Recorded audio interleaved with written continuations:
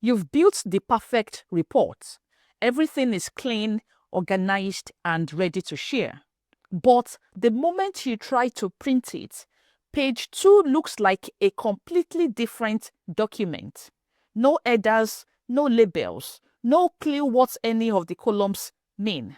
And here's something a lot of people never realize. Freezing the header row only keeps it visible on your screen. It does nothing to the printed pages.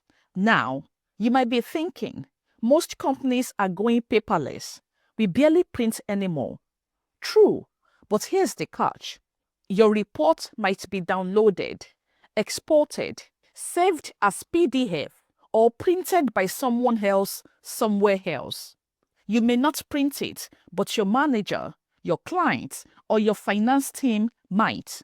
And if those headers disappear on page 2, it reflects on you. So let's fix this forever. Go to the page layout. Click Print Titles. A menu will appear. Ignore everything except rows to repeat at top. Click the little selector icon.